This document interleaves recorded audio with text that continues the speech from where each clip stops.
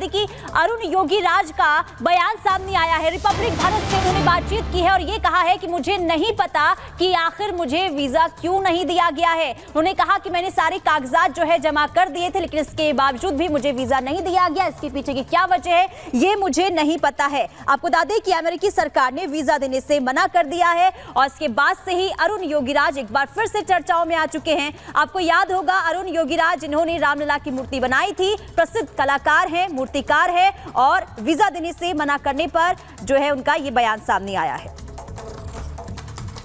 Sir, I don't know any reason why it was denied, but we have submitted all the documents related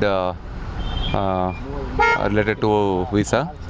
We have furnished our IT returns, bank balance, and audit reports and everything. But even I don't know what are the criteria they will check.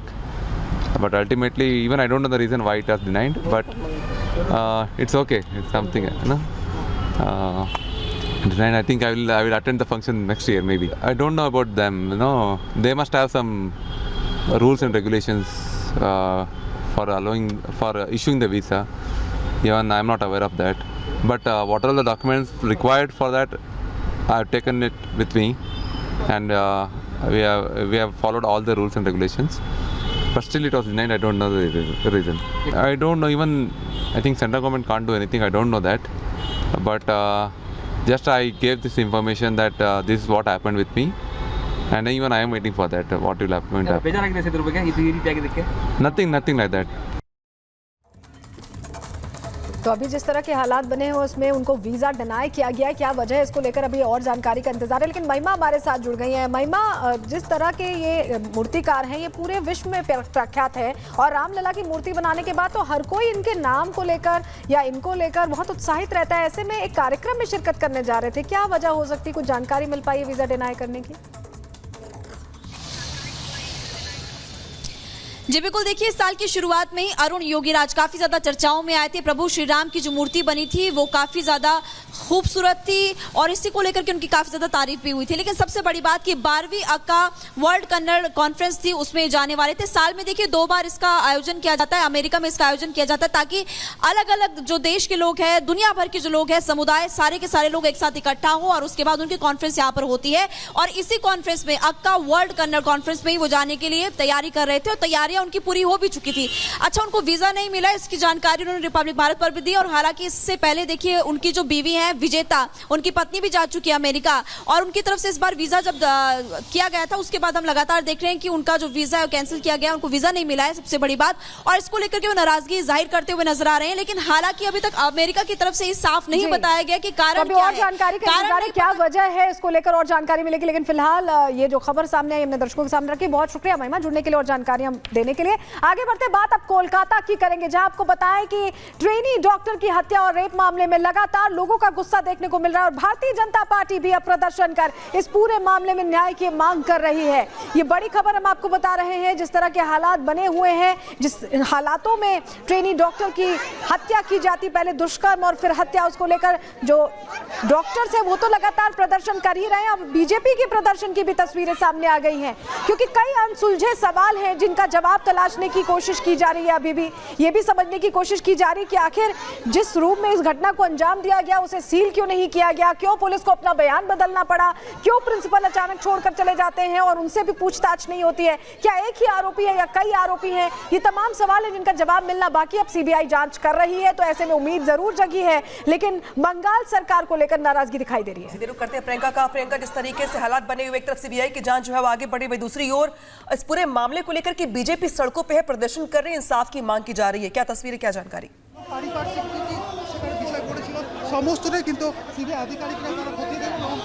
Priyanka, अब तक क्या आवाज पहुंच रही है तो जरा जानकारी दीजिए कि जिस तरीके से बीजेपी का ये प्रदर्शन चल रहा है, इंसाफ की मांग की जा रही है। बिल्कुल, देखिए हम आपको दिखाएंगे तस्वीरें। यहाँ पर देखिए इसी इमरजेंसी वार्ड के अंदर जो है यहीं से गई है सीबीआई की टीम अंदर 3रे फ्लोर पर और वहां पर लगातार अब इन्वेस्टिगेशन चल रही है। ये माना जा रहा है कि जो रूट तैयार किया जा रहा है ये सीबीआई टीम के लिए ही किया जा रहा है। वो मेंबर्स जैसे ही बाहर निकलेंगे तो इसलिए उनके लिए रास्ता पूरा तैयार किया जा रहा है। पूरी कोशिश करेंगे आपको एक एक तस्वीर दिखाने की। देखिए लगातार जो पोस्टमार्टम रिपोर्ट आई है उसको लेकर जो यहाँ के आरजीकर के डॉक्टर है वो रिफ्यूट करते हैं। दे रिफ्यूटेड कि इसमें ये रेप नहीं है बल्कि गैंग रेप है। क्योंकि इस वक्त आरजीकर की घटना घटी उसी के खिलाफ इधर जब बीजेपी के प्रदर्शन शुरू हो चुका है और सारे बंगाल बीजेपी से सारे सीनियर लीडर्स यहाँ पे है। और मैं बात करना चाहूंगा इधर दिलीप घोष जी है, राहुल सिन्हा जी है। दिलीप जी, जिस तरह से हॉस्पिटल के अंदर एक डॉक्टर को रेप और मर्डर किया गया, एडमिनिस्ट्रेशन क्या कर रहा था तब? देखिए, बंगाल में मर्डर रेप कोई नई बात नहीं है, हर जिला मोहल्ला में होता है, उसको दबाया जाता है।